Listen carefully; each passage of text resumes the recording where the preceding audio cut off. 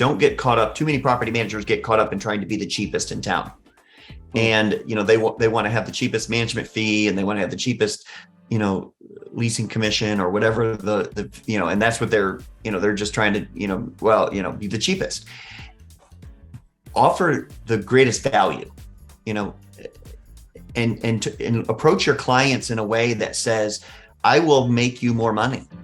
If you work with my property management company, you will end up with more money in your pocket at the end of the year. And here is why.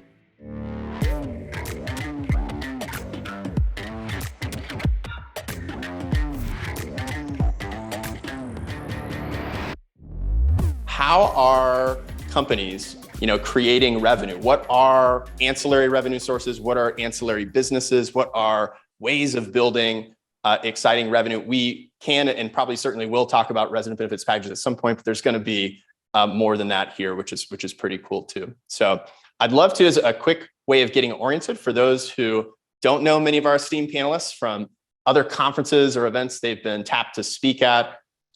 We've got three just total pros here. I really love all three of these people and love talking to them and hearing what they're thinking about. And they've helped a lot of other property managers in this industry very generously, improve their businesses in a number of different ways. There's probably a lot of topics we could talk about with this group, but excited for this one in particular. So I'd love if we could just go around and you could just share a little bit about you, your company, anything you'd feel would be relevant for folks who are less familiar to get to know you a little bit better. Eric, we're going to start with you and then we'll go to Deb and Phil. Great. Good to be with everybody today. Thanks, Andrew, for the invite, and love what y'all are doing to help educate further the property managers. I'm Eric Wetherington. I'm the Vice President of Strategic Initiatives at Pure Property Management. Of course, we've got offices all over the country, manage about 20,000 doors all over the country, and excited to be here today to talk about new revenue generating opportunities or things that we're seeing down the pike that property managers can do to help grow their revenue streams. Awesome. Great. We'll come to you next, Deb. Hi, thank you. So excited to be here. I have such an esteemed panel to be on with, so I'm really excited. But my name is Deb Newell. I am with Real Time Consulting Services. I help property management companies improve their business, work on ways to improve their operations, growth strategies, revenue opportunities. So this is like right up my alley. I love talking about the opportunity to make more money, both on top line and your bottom line. And so. Awesome. Deb, thanks for being here. Always a pleasure. Phil, coming to you next. Yep. Thanks, Andrew and Second Nature, for having me on. My goal is not to bring the panel down, but I am Phil Vera. Andrew has given me the generous title of CEO for Paragon Property Management, but I call myself employee number one. Most of you, anybody that knows me from my previous role. I was the CEO for Alban Realty. We managed almost 1,500 doors in 4 cities, and 4 months ago in April, decided to spin off and go out on my own. So it's been very exciting. I've leaned on many of you to help me, so I'm excited to be able to give back and learn or share some of the experiences that I've had in this new venture as well. So thanks for having me on. Hey, awesome. And hey, just a quick thing. So Phil mentioned 4 months from 0 to 400 properties, by the way, in 2 different markets. That's pretty exceptional, especially when you think about the summer months, right, that we're in, everything going on. So employee number one doing a great job over there. Let's just give a quick snap, round of applause. There's some love in the chat. I think Eric and I will just turn all of this over to Phil. We're just going to listen. Oh, awesome. Well, hey, we're going to dive right in because we've got some interesting stuff to talk about, some interesting questions asked. Interested to hear what you guys have to share. And Phil, we'll start with you, and then we'll come to Deb, and we'll end with Eric on this one. What are you noticing in, how PMs are thinking about their revenue and business models? Where are they seeing opportunity? Where are they seeing competition? Like, what are you noticing is happening as far as how you think about potentially revenue sources and revenue generating experiences? I think it's been somewhat of a traditional model, traditional approach, kind of the rent collection, the maintenance, that sort of thing. And I think where we see a lot of the future is the value add, right? And so a lot of the ancillary services, what value can we provide that's above and beyond? So not just, I think with the growth of investment real estate, property management companies, additional competition, just kind of being the standard basic property management company isn't going to get you as far. And so what can you do that kind of goes above and beyond? And that's where the value add proposition is. And so I always say you can make more money by increasing profits, adding additional services, or decreasing costs. So we're seeing a lot of consolidation, a lot of back-end technology, a lot of virtual assistants. I think that's part of it, is efficiency in the operations.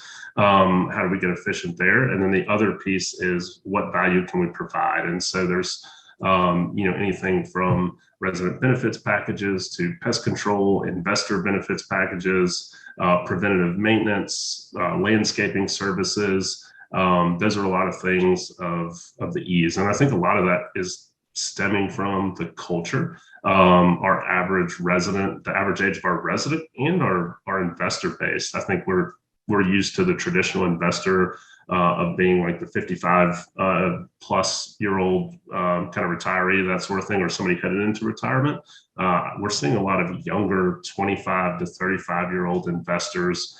We're seeing a lot of residents in that same age. And so because of that, we're seeing a huge culture shift in kind of the housing space. And how do we adapt to that to provide ease? I think a lot of people are looking for ease. We talked about kind of the Uber or Grubhub type mentality, where it's just like, we want it now. How can you do that in the real estate space as well? So I would say, I guess the short answer is value proposition and value add. How are you different from your competitors, or what are you doing above and beyond your competitors? Man, that's great. Deb, I'm going to pass it to you next. Thoughts on just, a quick macro look and how people might be thinking, or what people might be paying attention to as far as revenue models, programs, and what's happening to the business model of property management. I'm just going to say ditto. He did touch on a lot, and he touched on some really great opportunities and ideas of what to do. One thing I wanted to kind of piggyback on what he said is, everybody has kind of their niche on how they do their business. And Mike had said it earlier, there's no wrong way or right way necessarily to run a property management company, because every one of us does it differently, but we each have our own niche. It might be luxury, it might be C-class or D-class properties. So each of those brings its own value to our client. And what we should do is look at what the value add for that could be. And it might be an RBP, or it might be something completely different that is catered towards that niche. And so once we've kind of figured that out, then I think we can actually look at the business a little bit differently. I think as well, if we look at our business as more of an opportunity to treat it as this, as an actual business, and not, this is just kind of a part-time pastime thing for us, we can actually do account reviews with our clients more regularly, have it be more of an experience for our client and for the resident. And what would that look like in the end? Thanks, Deb. And Eric, we'll let you bring us home on this one. Anything else you'd like to add as far as what you're seeing out there for revenue programs, business models, interesting things to be paying attention to, where it's getting competitive, where differentiation might be? Sure. I think there's been a push in the industry over the last couple of years. And I guess I would say mine's a word of caution, Andrew. There's been a push in the industry to do, pet guarantees and offer various kinds of eviction protection programs and all of those things. And we need to be careful as property managers to make sure that, we hear an idea, we need to, go home, check out our state laws, check with all the appropriate things and places that we need to get, make sure that things are going to get blessed and get done right. We're seeing now, I'm starting to see now in some states where states Department of Insurance and other regulatory bodies are starting to come out and say, no, you can't be doing this, and, you can't be selling insurance if you're not a licensed insurance agent, and you shouldn't be, you call it a guarantee, but we think it's really insurance. And so you shouldn't do that, or whatever those things are. So, there's a lot of great ideas out there. Revenue is all about providing a service and finding out what people need. They're looking for that experience. As Philip said, the younger and younger generations that we're dealing with in property management, they want convenience and they want experiences, and they just want things simple. And so they're willing to pay, the property manager, they're willing to pay to have things taken care of for them. We just need to make sure that we when we add these things into our businesses, that we're cautious to not run amok of various and sundry regulatory bodies that might have a different view of what we're trying to accomplish. Yeah, that's a important caution, I think, Eric, for a lot of people to make sure they're being compliant, and especially in the world of financial products, like, is it insurance or not? That's it's a good, and people may have differing opinions on that, right? But make sure you're getting eyes wide open about any business risks you might be taking. As it relates to and people always have different opinions on that, Andrew. But there's one opinion that matters, and that's the state insurance commissioner. And right. The last thing that you want to do as a property manager is find yourself on the wrong end of dealing with the state insurance commission. So, don't want to go there. Important word of caution. Thanks for the PSA. All right. Next topic here. Next question. So, elephant in the room is resident benefit packages. We've seen the average profitability. We're excited to see this NARPM benchmark, that Profit Coach and NARPM are working on, the second iteration of that, be released with more companies, more data submitting, and also changes, over the last couple of years of, how people are monetizing and adding revenue. What is the average revenue per unit, of a company, a management company today? And, Deb, I'd like to start with you on this one of, how are you thinking about, and as you talk to consulting clients, how are you thinking about, we used to see RBPs be like $10 a month to $15, $20 a month. People were very afraid even to charge $10 or $20 a month, depending on what was in it. And maybe there was some stuff out there that was really more of, monetizing something that was an amenity previously versus bringing new service and new value. But we've seen resident benefit packages evolve even over a short period of time, where it's very typical to see stuff, double or more those original price points. And even some people in that $50 to $100 range a month. Is there anything you would share as you think about what's the potential, for this? What should we keep in mind as we do this to do it responsibly? And how do you teach clients to think about how they might take advantage of, whether it's a resident or investor benefits package, what they're including, pricing, and how that interacts with their management fee? I know that's a lot to set up the question, but hopefully it helps clarify. Okay, so I think there's a couple of things. One, you have to be able to, just like you do with your management fees, you have to be able to speak comfortably to what it is you're offering. So if you're not the person that's talking to the clients or initiating what's going on, your team has to feel like they have to adopt it. For one, they have to understand it. And then they are the ones who are going to be having these hard conversations, because they are hard conversations. Sometimes tenants will raise, a concern over why they have to pay an additional amount. And they have to be able to say, this is the benefit you're getting, and this is what we're providing on a monthly basis, maybe a yearly basis. I don't know.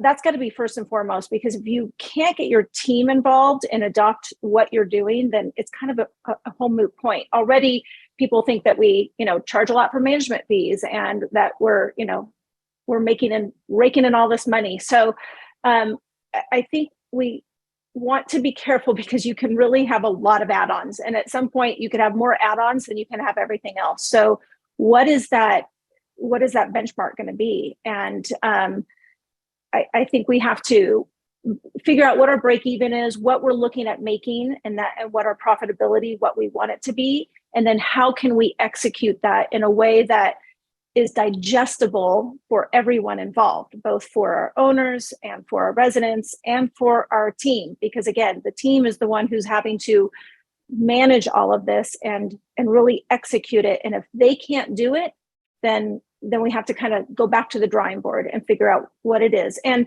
it's really a conversation to have with the team first on why we're doing it, how we're going to benefit, and then maybe set KPIs with the team around that as well. So incentivize them to help push this, initiative through. I really like you covering some great tips there on just like change management in general and, getting the team on board, because that's so important with new things like this in making them successful, that implementation. Really appreciate you sharing that.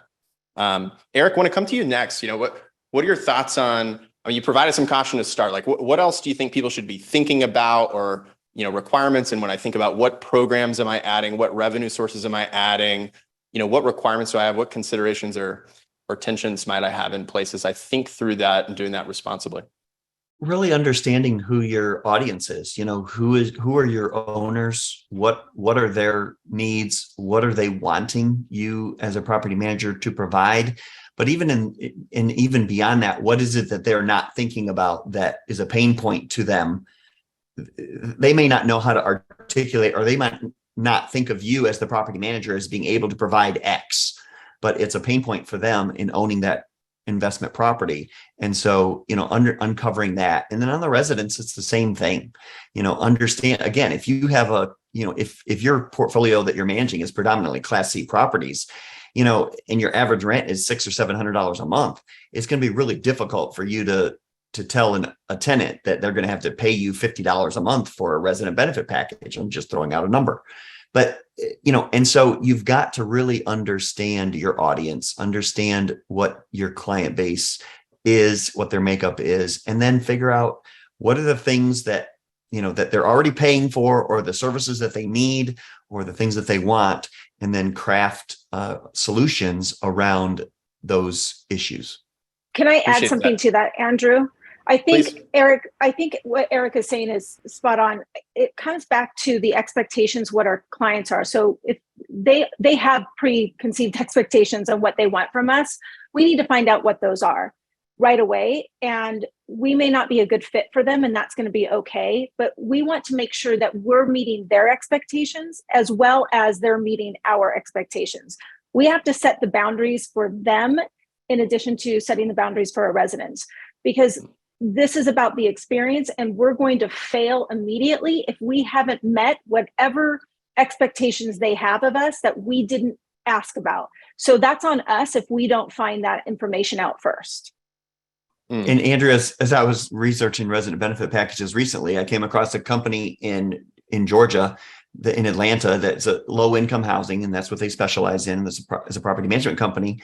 And included in their resident benefit package is telemedicine service. Yeah. And I mean, who would have thought that the property manager would be, thinking about that? But when you look at their average, resident that makes $25,000 a year, probably doesn't have health insurance or limited access to health insurance. And so a telemedicine service included in that resident benefit package was a very positive thing and very well received by their residents. Yeah, great point about like really understanding who you're for. And there's going to be different needs across different asset types, different, ultimately if you're marketing and attracting a certain type of investor or property or residents, how you're thinking about doing that and making sure it's aligning to what your strategic, vision is for what's the winning experience that we're going to create. Like, I think there was a lot of agreement earlier today, but we also saw some like competing visions, I would say, for like what kind of experience people think is a winning experience out there. I think that's great to see people having different opinions out there, trying different things, attracting different groups of people, and seeing what works. So it's cool to see. Phil, I want to pass it to you at this point. Same question. Like, what should we be thoughtful about as we approach, these revenue generating opportunities? What potential or opportunity, do you see with this? Yes, I think Deb and Eric are right on. It's understanding setting the expectations, understanding the need for the client and the resident, but also understanding your niche. And what better than we've got an office in Augusta, Georgia, and an office in Nashville, Tennessee, right? Pick your price in Nashville, anyone will pay it. Augusta, we've got to be a little more strategic. But on top of that, I think really anytime a new fee, a new benefit gets added, Andrew, I think we see like, let's test the waters, and everyone's just property management in general. It's a little more or has traditionally been more reactive than proactive. So it's like, well, let's throw it out there at $10 or $15 and see what happens. Are we going to have longer days on markets because the residents don't want it or understand it? Are the clients going to get upset because they're not getting $10 or $15 more in rent? And so I think what we're finding is as more PMs come on board, we're understanding we're setting expectations and just kind of understanding the value that's being provided. We're reaching the equilibrium, I guess. And so understanding what price point works for the added benefits in each market. And the only other thing I'll add is just in that competition between investor and like, hey, that could be whatever, $50 more in rent or $35 more in rent that I'm not getting. How we kind of discuss it with the investor is your rent is based on the market, the location, the finishes of the property, and the resident benefits package is the value, the experience. What are we providing to the resident, right? And so those are two totally different things, but it's not affecting your rent. Your rent, you're going to get what you're going to get based on the market value, but we're also going to see what we can get to be able to provide this additional experience to the resident. So I know that's always something that comes up of like, how do I sell this to my investor, or how do I sell this to the resident? And are we competing? But you're not competing. You're just providing that additional service. Yeah, I love that, because I remember a couple of years ago, we were talking so much, some of these initial fee amounts, like when you're talking about $5 or $10, something like that, like there was a common approach to build it into the rent, right? And so you just advertise the rent at a slightly higher price and you offer these amenities. And that's been multifamily, a lot of multifamily's approach, right? For some of what they've done. And it's been, maybe effective, some will debate that it's there, but it's what they're doing. In single family, it's like, it seems like, or smaller residential, properties versus multiple hundred units in one place. You don't have all these shared amenities, everything else. It's really a distinct value proposition. And that's what we're seeing as the best practice of the rent is the rent amount. I'm looking for this amount in this school zone, right? This bed bath or whatever it might be. And I've got my box there potentially. And I'm not keeping that separate where an investor might feel, yeah, I'm not getting the rent amount I should be, right? There's a rent rate, this, and then separately from that, here's all these additive differentiated services and experiences that are a distinct value proposition on their own, right? And I think a lot of people have proven that you can do that. Be pretty successful with that. So love that comment. Want to shift here from the resident side to the investor side, and then want to hit some like practical, tactical things here, takeaways, people we can get into. We might get some questions as we hit this next section in the chat. Deb, I'm going to come to you first on the investor side. As far as programs for investors, offerings for investors, maximizing investor revenue, but thinking, okay, to get to the revenue, we also got to maximize investor value. There's a lot of, comments about asset management versus property management earlier today. I'm curious, how are you seeing and what do you see as the future for the offerings and ultimately monetization strategies that could be possible on the investor side? So I've talked about this several times. I feel like what we need to do is kind of go back to this old approach of we're account reps and we have to do a review with our client. I mean, we had this back in the day when a lot of us first started in the industry. We would hear from our software providers, sometimes monthly, at least quarterly, when there was new add-ons that we could add on to our software. We even got it with like maybe our cell phone provider or something, but we've kind of gotten away from that. And so I want to see us go back into this customer experience, like providing more than, and somebody mentioned it earlier on the chat. I think it was actually Jim. He was asking about, what are you providing more than just your income statement every month? And I wholeheartedly agree that we should provide a lot more than just that.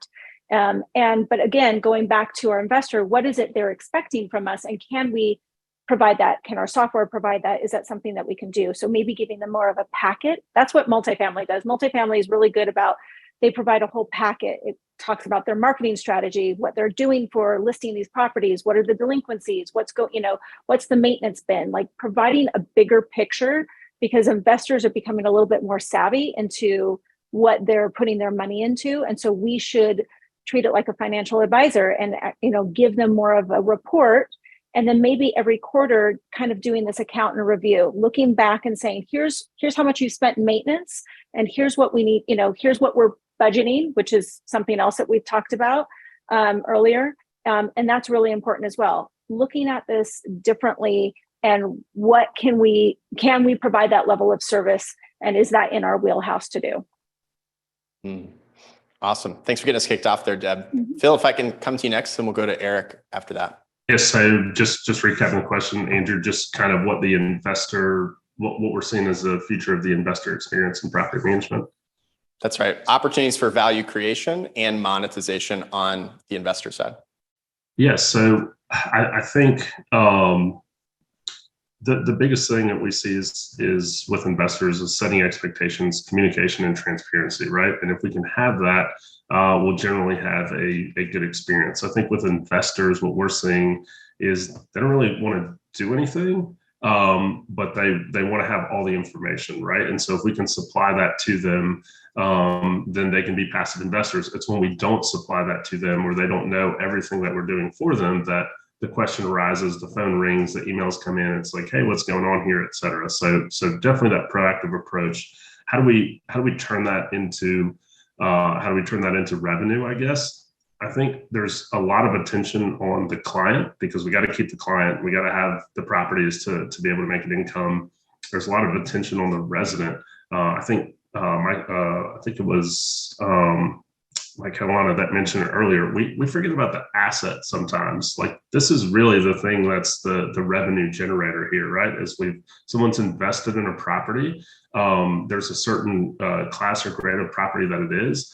It's our job to find the right resident for the right property, and to be able to manage that entire relationship effectively. And so I think the asset is a huge revenue opportunity. Is resident benefits package has allowed us to capitalize a little bit on the resident experience. I'm sure an investor, I know some folks that have investor benefits packages that are going to allow us to capitalize on the investor side, but also asset management and true property management, where we're looking after the asset. So the property, that's additional inspections, preventative HVAC servicing, gutter cleaning, roof inspections, just an annual checklist walkthrough to say that, hey, how can we be proactive? Your water heater is X years old. Your HVAC is X years old. You should be prepped. You need to start saving if you haven't, your CapEx reserves. And so just that level of proactivity, communication, transparency. But we've found the resident side opportunity. I think there's going to be a shift to the investor side opportunity, added value. But let's not forget the property that's out there also. And how can we protect that? Because without that, we can't lease it. We can't supply rent income to the investor. Let's not forget about the property. We're going to circle back to dig in on some practical stuff here, Phil, that I'm sure the audiences want to, maybe they feel teased a little bit. We've talked about some of these things in concept and getting into it more specifically, but I want to come to Eric first. Eric, anything on the investor side that you're seeing as, hey, this is a way to think about or be thoughtful of in creating value on the investor side, big opportunities there, and potential monetization strategies? Yeah, I mean, two things. First of all, both Deb and Phil have said it, that, we as property managers, we've got to start thinking more like asset managers. And we're here to, this client has made an investment, and we should be guiding that client through the management of that investment, not just collecting rent. And that's unfortunately what property management in the third party single family space has been for so long. Of course, the multifamily space for decades has been focused on ROI, return on investment. What's the ROI? And we've got to become much more focused on that in our space. And then you start looking at ideas like, well, okay, so my owner client has this property that they bought in my community, and I'm managing it, and we've got a great resident in place. And my owner client says, hey, you know what? Rather than waiting monthly to get my rent checks, what if I could take 6 months of rent as an advance? And I would be willing to pay, 10%, off of that to get 6 months in advance. Or what if I want 12 months in advance? Or, and now you start to create different ideas or different things that a property manager could be involved in, either with third-party service providers to help with, or doing that, funding those things themselves, where they say, yeah, we'll guarantee that tenant. We'll go ahead and write a check and send you, 12 months of rent, less a fee, and then we'll just manage the property. And, so there's all kinds of different things around that you could think about. Again, insurance products, that you could legally offer. You think about, all of the different investments that need to be made in a property on an annual basis that Philip mentioned, that, we don't spend enough time, I think, as property managers really understanding and realizing. In real estate, we say the rule of thumb is, if you don't spend 1% of the value of the property per year in capital expenses, then you're going to spend it. You're going to spend all of that money at once when you go to sell the property. And, just wait for that inspection report to come through, and you'll get a big bill at the end of the day. And, so we've got to do a much more education, coaching, advising, really, of our clients to help them understand it's just not as simple as buying a property and then sitting back and collecting the rent. They've really got to think about this as an investment, as an asset, and they've got a plan for expenses. They've got a plan for repairs. They've got a plan for CapEx events. And then they should be looking at their ROI every year and comparing it, just like they look at their stock portfolio every year, and seeing, am I up? Am I down? And, how am I doing? How is this asset helping me build wealth and reach my goals and dreams that I have as an investor? Yeah, that's great. So here's what I want to do with most of the time we have left, and would love to hear in the chat if anyone wants to help guide this a specific relevant direction. Hey, that's a benefit of being here live. You get to have that input, and we'll take questions or requests for more detail. I'll keep an eye out in the chat and try to help bring that here to the panel as we're up here. But Phil, want to start with you. You've mentioned a handful of things, like you mentioned resident effects, you mentioned owner benefit package, you mentioned preventive maintenance programs. A handful of things. Are there a couple things specifically that you could just do? Here's a quick kind of simple breakdown, right? And not asking anybody to discuss fees or specifics here, right? Or violate any code of ethics, but could you give a little more, like maybe a couple practical examples of here's something somebody could take as an idea and potentially run with or start to dig deeper into after this as a way to add revenue to their property management business you've had success with? Yeah, I think, some folks will include it in their property management agreement as like an annual inspection. And my question is, what are you inspecting? Are you inspecting the condition of the property? Are you inspecting, do you have a good resident? Should you renew that lease? What are you inspecting, right? And so we can go through a full, we use a program called Site Audit Pro. We can, look at your roof.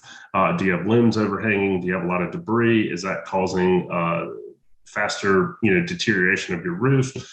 Cleaning gutters, you name it, right? Appliance ages, HVACs, water heaters. You wouldn't believe how many times I see someone put in brand new LVP, and it's like, well, let's swap out the water heater that's 15 years old and rusted. No, let's wait to do that. It's like, that's gonna bust and just leak all over your brand new LVP. But that's for another time. But yeah, so I think that's one of the easiest things is inspections, right? Annual inspections. Is that included? Is that a value add? And how do you make it a value add? What are you actually inspecting in that annual inspection? And how can you make it where it's more beneficial for the investor that they're paying an additional fee for that? You can just take a quick walkthrough with some iPhone photos, or we can take a 360 camera and actually go through this checklist of things with serial numbers and dates, et cetera, that we're providing a value to you.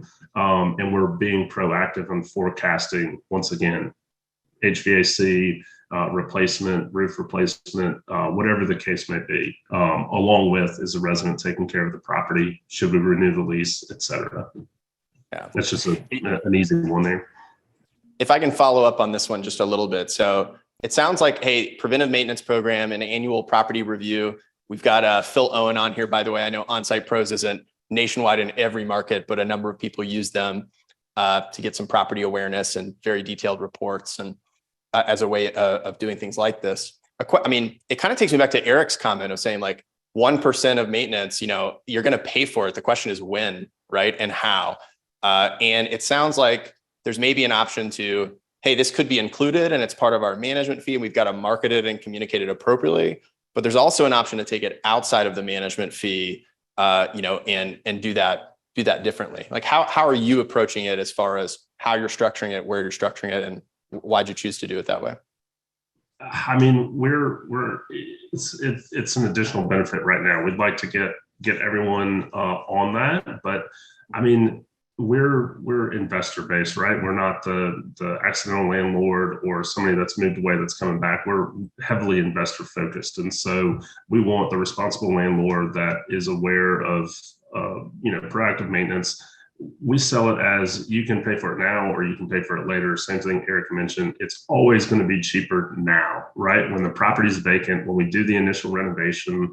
And so when we go through these inspection reports or itemized quotes, we're offering suggestions, and that's exactly what they are. But we want to have the conversation that if you decline that, that's totally fine. We just want you to be aware, like our knowledge, our experience. Hey, we've learned this lesson 100 times, and we're trying to prevent you from learning that same lesson. So right now it's certainly optional, but we'd like to continue moving towards just having that built in.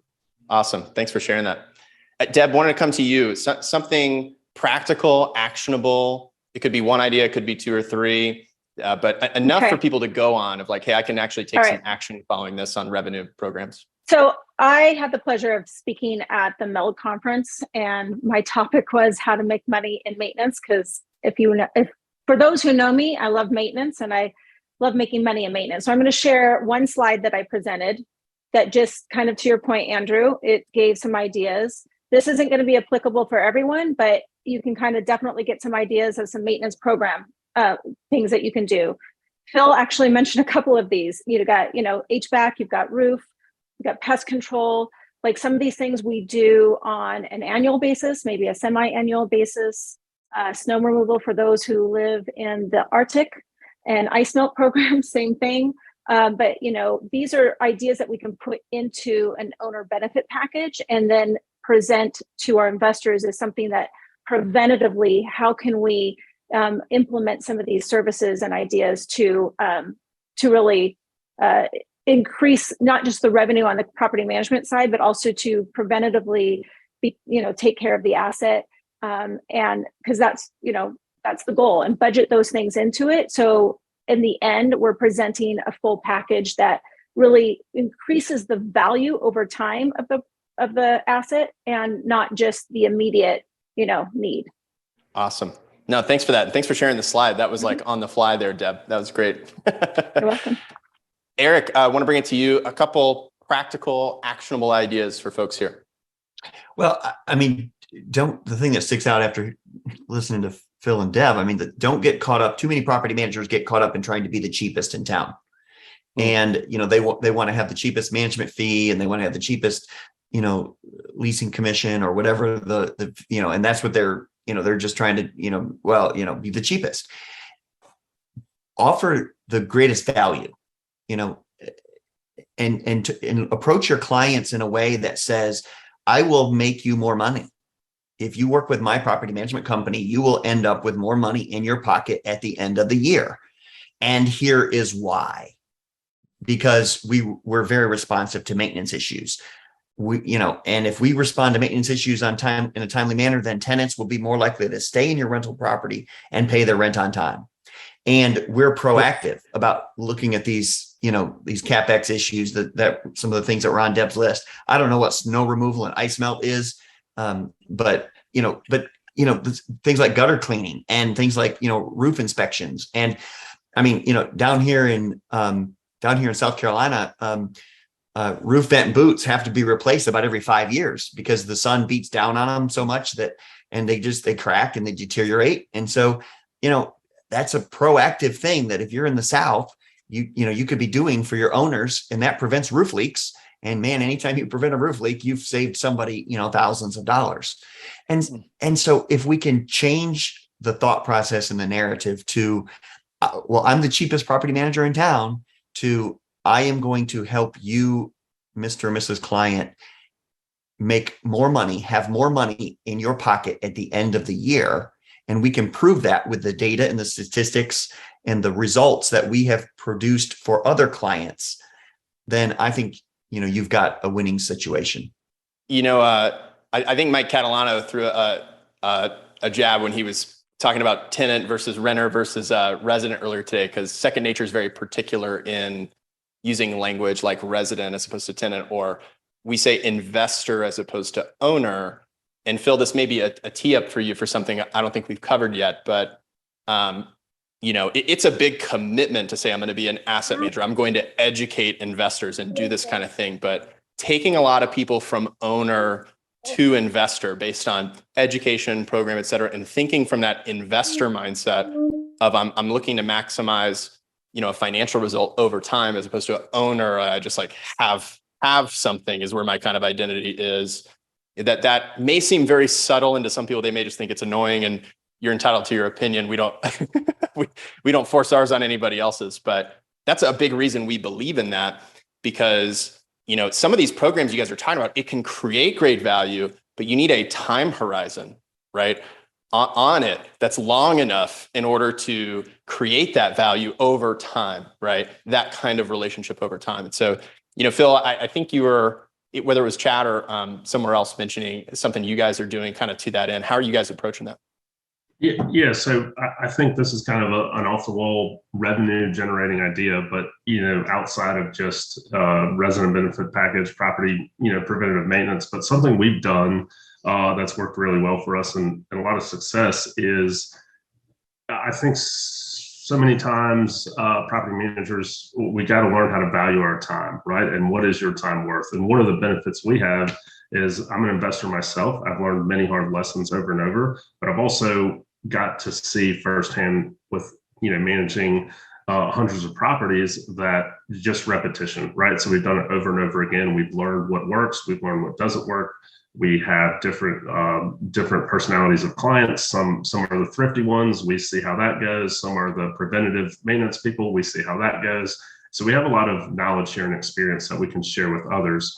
And so what we actually did was we started a mastermind. And so I know there's some masterminds for property management, but we went to the investors to say, let us show you how to invest and let us introduce you to our network of people.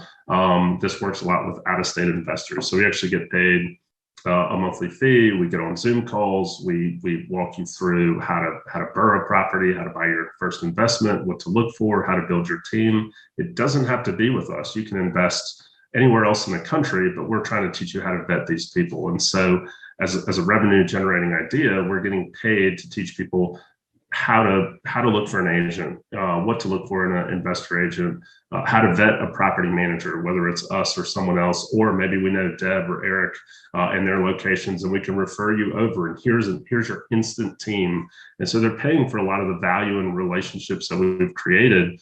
In turn, a lot of those folks end up becoming our clients. So we've actually trained our future clients how we want them to act. We want them to be responsible, to do the preventative maintenance. So now we're actually getting paid to teach our clients how to act, and then converting them into sales clients, renovation clients, and ultimately property management asset clients. And that is a huge, it's somewhat of a trend, but a huge value opportunity for a lot of PMs here is create that mastermind, be the investor community in your market, and open it up to, doesn't have to convert them to you, refer them out to other people, and it'll come back tenfold.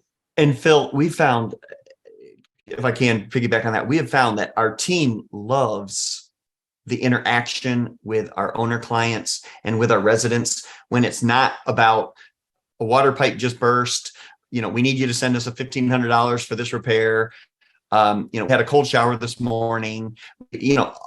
all of those things, our teams, it really energizes the teams when they can be interacting with our owner clients and our residents in these positive, educational, uplifting ways, rather than just we're always calling about a problem. This is why you want to proactively talk to your clients, not just when there's a maintenance issue, right? So this is, if we already built, it's all about building relationships of trust. They don't trust us the minute that they've hired us. They're hiring us because they have a need, but they don't know what we can do yet. So we have to build that trust, and it takes time. So once we build that relationship of trust and we're calling them not about maintenance, to Eric's point, then when we do call them about maintenance, it's going to be like, I totally trust you guys, go for it. And it's not the, will you get a second bid? I mean, how many of us have heard that? Will you get a third bid? The answer is no, because many of us, I know, are not charging for our time in doing that. And it does take a lot of time, and we don't want to have those combative conversations. And this is the reason why our team struggles with talking to owners, because it's all about conflict. And naturally, as humans, we don't like conflict unless you're Todd. So other than that, then that's how we build this relationship and this over time. Remember, in the end, we're the experts. We're the ones who know exactly what to do. And if we don't, we're going to fake it until we make it. We're going to study up ourselves. We're going to educate ourselves, and then we're going to educate our clients. Awesome, man. I think from a time standpoint, I gotta pause it here. I feel like we could probably talk about this till the cows come home, as they say. Phil, I love what you shared and what everyone added there. I mean, it almost sounds like you're doing great marketing and like teaching people about how you view getting great outcomes, and they're paying you for that marketing, along the way, which really helps with acquisition cost and just even having any dollar amount, even some dollar amount, very modest. It probably shifts from this is free content, paid content. Like there's probably a mentality shift there about what people are getting, the value you're creating there. It doesn't have to be exorbitant to be a good idea. So really cool. Great. Love that we got that added in.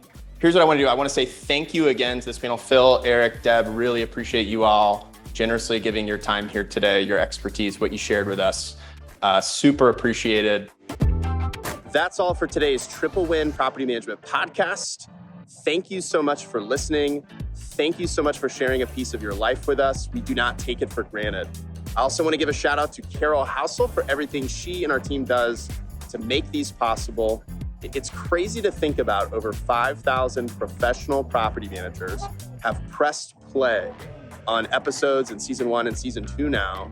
And we really want to encourage you to keep giving feedback, because more and more people are listening. It's getting better and better and better thanks to everything that you're sharing with us. If you like this enough to listen, I want to encourage you to share it with other people. You can give us feedback directly on those social media channels, Facebook, LinkedIn, wherever you're hanging out. You can also send us an email at triplewin@secondnature.com. And we just want to give more. There's no sales pitch here. Just want to offer more resources that help you find and stack your next triple win and become a triple win driven property manager. So where can you find that? You can find the private Facebook group. You can find our blog. You can find our newsletter. You can find more resources all at rbp.secondnature.com. Just search for what you're looking for there. And every time we see you, we want to see a better version of you and your business. To that end, keep it going, feel inspired, take our encouragement, and we'll see you next time.